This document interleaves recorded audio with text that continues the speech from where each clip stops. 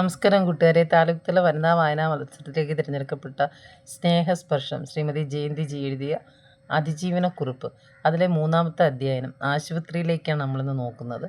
ഡോക്ടറുടെ വീട്ടിലെത്തി. 2 മെഡിക്കൽ റെപ്രസെൻറ്റേറ്റീവുകൾ പുറത്തുണ്ട്. അകത്ത് ഡോക്ടറുടെയും മറ്റൊരാളുടെയും സംസാരം കേൾക്കാം. അവർ ഇറങ്ങിയ ഉടൻ അകത്ത് കയറി. ശരീരമാകെ തണുത്ത് നാഡിമിടിപ്പ് കൂടി. വല്ലാത്തൊരവസ്ഥ. പ്രഷർ നോക്കി. വളരെ കൂടുതലാണെന്ന് പറഞ്ഞു. ഒത്തിരി ചോദ്യങ്ങൾ ചോദിച്ചു. മറുപടി പറഞ്ഞു കഴിഞ്ഞപ്പോൾ ടെൻഷന് തെല്ല് കുറവ് വന്നു. മുഴ പരിശോധിച്ചു. ഓപ്പറേഷൻ വേണമെന്ന് പറഞ്ഞു. മനസ്സിലെ ഭാരം ആ മുറിയിൽ ഇറക്കി വെച്ചു. ഓപ്പറേഷനോടുകൂടി എല്ലാം ശരിയാവുമെന്നൊരു തോന്നലുണ്ടായി. ഡോക്ടറുടെ അടുത്തിരുന്നപ്പോൾ അമ്മയുടെ മടിയിലിരിക്കുന്ന കുഞ്ഞിൻ്റെ സുരക്ഷിതത്വ ബോധം, സന്തോഷം, ശാന്തത ഒക്കെയാണ് അനുഭവപ്പെട്ടത്. അടുത്ത ആഴ്ച ഒ പിയിലെത്തിയാൽ നീഡിൽ ടെസ്റ്റ് നടത്താമെന്ന് പറഞ്ഞു. റിസൾട്ട് കിട്ടിയിട്ട് മതി ഓപ്പറേഷൻ. ശാന്തമായ മനസ്സോടെ അവിടെ നിന്നും ഇറങ്ങി. ചൊവ്വാഴ്ച കാത്തിരിക്കാൻ തുടങ്ങി. എത്രയും വേഗം മുഴ ശരീരത്തിൽ നിന്നും മാറ്റണം. ആ ദിവസം എത്തിച്ചേർന്നു. രാവിലെ വീട്ടിൽ നിന്നും ഇറങ്ങി. 1 മണിക്കൂർ ക്യൂവിൽ നിന്ന് ഒ പി ടിക്കറ്റ് വാങ്ങി. ഒ പി റൂമിന് മുന്നിലും 1 മണിക്കൂർ നിന്നപ്പോൾ ഊഴമായി. അകത്ത് നിറയെ ആൾക്കാർ. ഡോക്ടർ ഒരു സംഘം വിദ്യാർത്ഥികൾക്ക് നടുവിലാണ്. പ്രതീക്ഷകൾക്കും അപ്പുറമാണ് ആ മുറി. 2 അറ്റത്ത് 2 സ്ക്രീൻ വെച്ച് മറച്ചിട്ടുണ്ട്. രോഗികളെ അതിനുള്ള ടേബിളിൽ കിടത്തി ഡോക്ടർ പരിശോധിക്കുന്നു. കൂട്ടത്തിൽ പഠിപ്പിക്കലും നടക്കുന്നു. വീട്ടിലെ കൺസൾട്ടിംഗ് റൂമിൽ വെച്ച് കണ്ട ആളെയല്ല. വീണ്ടും ടെൻഷൻ എന്നെ മൂടി. എന്നെ പരിശോധിക്കില്ല, വീട്ടിൽ വെച്ച് നോക്കിയതല്ലേ. സമാധാനിക്കാൻ ശ്രമിച്ചു. ഒരു ഡോക്ടർ കുട്ടി എൻ്റെ പേര് വിളിച്ചു. വിവരങ്ങൾ തിരക്കി. സാർ, ഒരു രോഗിയെ പരിശോധിക്കുകയാണ്. അത് കഴിഞ്ഞ് അവിടെ കിടക്കാം. സാർ, നോക്കിയതാണ്. ഒന്നും കൂടി നോക്കും. ആകെ തളർന്നു. ഹൗസ് സർജൻ എൻ്റെ കേസ് സാറിനെ ഏൽപ്പിച്ചു. വരൂ, വന്ന് കിടക്കൂ, ഒന്നുകൂടി നോക്കട്ടെ. മടിച്ച് കിടന്നു. കുട്ടികൾ ചുറ്റും കൂടി. സാർ മുഴയുള്ള ഭാഗം അമർത്തിക്കാട്ടി പഠിപ്പിക്കാൻ തുടങ്ങി. ഓരോരുത്തരോടും സ്പർശിച്ച് നോക്കാൻ പറഞ്ഞു.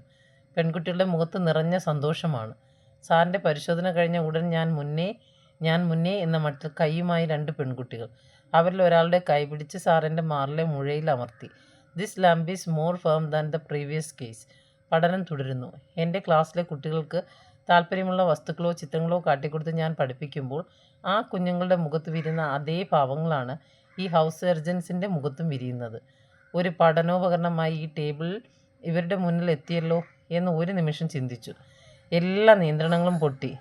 കണ്ണുനീർ 2 കണ്ണുകളിലൂടെ ഒഴുകാൻ തുടങ്ങി. നിശബ്ദം കരയുകയാണ്. എത്ര ശ്രമിച്ചിട്ടും അത് തടഞ്ഞു നിർത്താനാവുന്നില്ല. എല്ലാ കുട്ടികളും പരിശോധിച്ചു കഴിഞ്ഞപ്പോൾ സാർ കാര്യം തിരക്കി. ക്യാൻസർ ആണെന്ന് ഭയന്നിട്ടാണോ നിങ്ങൾ കരയുന്നത്? നിങ്ങളുടെ പ്രായത്തിൽ ക്യാൻസർ ആകാനുള്ള സാധ്യത വിരളമാണ്. പക്ഷെ ഞങ്ങൾക്ക് ഉറപ്പിച്ച് പറയാൻ സാധ്യമല്ല. റിസൾട്ട് വരട്ടെ. ക്യാൻസർ ആണെങ്കിൽ മാറ് പൂർണ്ണമായും എടുത്തു മാറ്റും. ഇല്ലെങ്കിൽ മുഴയുള്ള ഭാഗം മാത്രം നീക്കും. ഭർത്താവ് നിങ്ങളെ ഉപേക്ഷിക്കുമെന്ന് പേടിയാണോ? ഞാൻ ഭർത്താവിനോട് സംസാരിക്കട്ടെ എന്നൊക്കെ പറഞ്ഞു. എന്തിനാണ് കരഞ്ഞതെന്ന കാര്യം പറയും. ചുമ്മാ മറുപടി നൽകി. എൻ്റെ മനസ്സിലെ വിചാരങ്ങളെല്ലാം ആ ആൾക്കൂട്ടത്തിൽ പറയാൻ സാധിക്കുമോ? സാർ മാത്രമാണെങ്കിൽ പറയാം. അതാണ് ഒന്നുമില്ല എന്ന് പറഞ്ഞത്. ഒന്നുമില്ലാതെ ആരും കരയില്ല. എങ്ങനെയുള്ളവരാ കാര്യമില്ലാതെ കരയുന്നതെന്നറിയുമോ? കുട്ടികൾ ചിരിച്ചു. എൻ്റെ ചുണ്ടിലും ചിരി വിരിഞ്ഞു.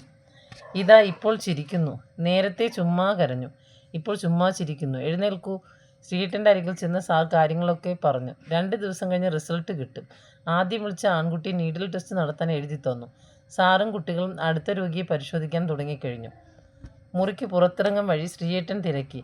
അവരെല്ലാവരും കൂടി നിന്നെ കരയിച്ചോ? ഒന്നും മിണ്ടാൻ പറ്റുന്ന സ്ഥിതിയിലായിരുന്നില്ല. ലാബിന് മുന്നിലെ കസേരയിലിരുന്ന് വിമ്മിക്കരയാൻ തുടങ്ങി. സാർ പറഞ്ഞ കാര്യങ്ങളൊക്കെ ശ്രീയേട്ടനെ ധരിപ്പിച്ചു. രോഗം വന്നാൽ ചികിത്സിക്കണം, കരയുകയല്ല വേണ്ടത്. ഇതൊന്നും ഗൗരവമുള്ള കാര്യമേ അല്ല. ഇത് മെഡിക്കൽ കോളേജ് ആശുപത്രിയാണ്. വരുന്ന രോഗികളെ വെച്ച് ഡോക്ടർക്ക് കുട്ടികളെ പഠിപ്പിക്കാൻ ഒക്കൂ. കുറച്ചു നേരം കഴിഞ്ഞപ്പോൾ ശാന്തത ലഭിച്ചു. റിസൾട്ട് എന്തായാലും അതിനെ നേരിടാനുള്ള ധൈര്യം സംഭരിച്ചു. റിസൾട്ട് വാങ്ങാൻ ശ്രീയേട്ടനാണ് പോയത്. റിസൾട്ടുമായി സാറിനെ കണ്ടു. വീണ്ടും ഒന്നും കൂടി എടുക്കണമെന്ന് പറഞ്ഞു. ആദ്യത്തേത് വ്യക്തമായില്ല. 2-ാമത്തെ ചൊവ്വാഴ്ച നീഡിൽ ടെസ്റ്റ് ഒത്തിരി പേരുണ്ടായിരുന്നു. കൂട്ടത്തിൽ ശ്രീയേട്ടൻ്റെ പഴയ ജയശ്രീയുടെ വിവാഹം ഉറപ്പിച്ചിട്ട് വേണ്ടെന്ന് വെച്ച സ്കൂളിലെ ഒരു സാറും ഉണ്ടായിരുന്നു. ആ സാറും ഫസൽ സാറിൻ്റെ ഒരു രോഗിയാണ്. തൊണ്ടയിൽ മുഴയാണ് രോഗം. ആദ്യമായി നീഡിൽ ടെസ്റ്റിന് വന്ന ഒരു അമ്മയെയും RCCയിലേക്ക് റെഫർ ചെയ്ത ഒരു പെൺകുട്ടിയെയും ഞാൻ ആശ്വസിപ്പിച്ചു. അമ്മയുടെ കൂടെ വന്ന പെൺമക്കൾ എന്നോട് അസുഖ വിവരം തിരക്കി. അസുഖം പറഞ്ഞപ്പോൾ അവരുടെ ഒരു നാട്ടുകാരിക്ക് ഒരു സ്ഥലം മുഴുവനായി നീക്കിയ കാര്യം പറഞ്ഞു. എന്തും ദൈവം നിശ്ചയിക്കുന്നത് പോലെ വരട്ടെ. ചിരിച്ചുകൊണ്ട് അവരോട് പറഞ്ഞു. റിസൾട്ടിൽ കുഴപ്പമൊന്നുമില്ലായിരുന്നു. റിസൾട്ട് കാണിക്കാൻ ഒ പിയിലെത്തി. സാർ, ഒരു യൂറിൻ സ്റ്റോൺ രോഗിയെ പരിശോധിക്കുകയാണ്. 2 പ്രാവശ്യം ഓപ്പറേറ്റ് ചെയ്ത് കല്ല് മാറ്റിയിട്ടുണ്ട്. ഇപ്പോൾ മൂന്നാമതൊന്ന് വളർന്നിരിക്കുന്നു. എക്സ്റേ നോക്കി ഓപ്പറേഷൻ വീണ്ടും വേണമെന്ന് സാർ പറഞ്ഞു. രോഗി മരുന്ന് മതിയെന്ന് ശഠിച്ചു. ഒത്തിരി നേരമെടുത്ത് സാർ രോഗിയെ ഓപ്പറേഷൻ്റെ അനിവാര്യത ബോധ്യപ്പെടുത്തി. വീട്ടിലെ കൺസൾട്ടിംഗ് റൂമിൽ പോലും ഇത്ര സമയമെടുത്ത് ക്ഷമയോടെ ഒരു ഡോക്ടറും ഇങ്ങനെ രോഗികളുടെ മനസ്സറിഞ്ഞ് ദൈവത്തോടെ സംസാരിക്കുകയില്ല. ആ രോഗിയെ നോക്കിക്കഴിഞ്ഞ് ഞങ്ങൾ റിസൾട്ട് കാണിച്ചു. കുഴപ്പമില്ല. ശനിയാഴ്ച ബി തിയേറ്ററിൽ ഓപ്പറേഷൻ തയ്യാറായി വന്നാൽ മതി. അന്ന് തന്നെ തിരിച്ചു പോകാം സാർ പറഞ്ഞു. അടുത്തു നിന്ന ഹൗസ് സർജൻ OP ടിക്കറ്റിൽ കുറിച്ചു തന്നു. ഓപ്പറേഷന് വേണ്ട ഒരുക്കങ്ങളൊക്കെ നടത്തി. വിശ്രമിക്കുമ്പോൾ വായിക്കാൻ സ്കൂൾ ലൈബ്രറിയിൽ നിന്നും മാധവിക്കുട്ടിയുടെയും P. വത്സലയുടെയും പത്മനാഭൻ്റെയും ടോൾസ്റ്റോയുടെയും ഒക്കെ പുസ്തകങ്ങൾ എടുത്തു. വെള്ളിയാഴ്ച പതുപോലെ കുട്ടികൾ ഗുഡ് ബൈ ടീച്ചർ പറഞ്ഞപ്പോൾ കണ്ണുകൾ നിറഞ്ഞു. ഇവരെ ഇനി എന്ന് കാണാൻ പറ്റും എന്നൊരു തോന്നൽ പെട്ടെന്നുണ്ടായി. ഗുഡ് ബൈ ചിൽഡ്രൻ, ഇതൊരു പക്ഷേ ഒടുക്കത്തേതാവുമോ? നന്ദി.